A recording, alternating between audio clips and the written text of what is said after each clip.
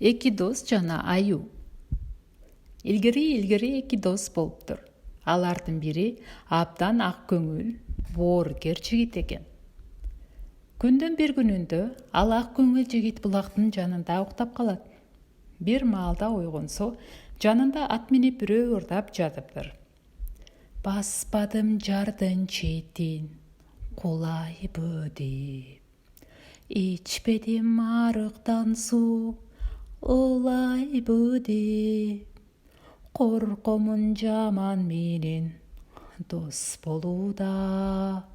Тар жолдо эр токомум, тар жолдо эр токомум, сурайбы деп. Арман, дүйнө жалган, жигит өлбөй, намыс бербей. Анда ак көңүл жигит ойгонуп, таң калып сурайт: "Эй, сен кимсиң?" Тиги атчан жигит жооп берет: "Мен өз досумду электен өткөрүп, чыныгы дос экенине көзүм жетип, кубанып турган чагым.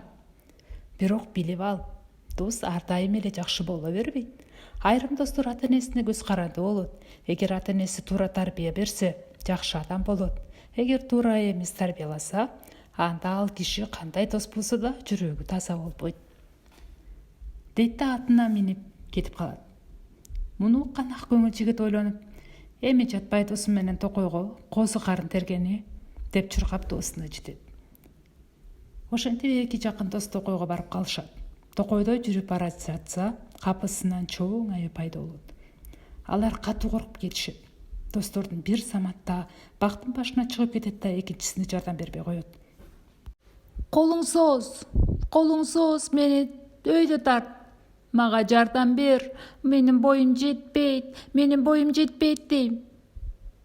Бирок досу ага көнбөй коет. Ал эми ак көңүл досу бакка чыга албай калат.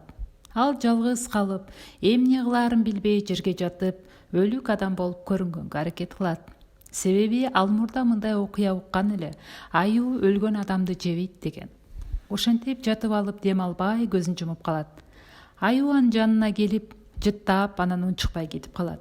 Аюу кеткенден кийин бактан түшкөн досу келип сурайт: "Аюу кулагыңа эмне деди?" Тиги бала ордунан туруп, акырын жооп берет: "Аюу мага мындай деди: кыйын учурда сени таштап качкан дос менен достошпо. Өзүңө чыныгы дос таап." Урматтуу достор, чыныгы достук кыйынчылыктарда гана көрүнөт.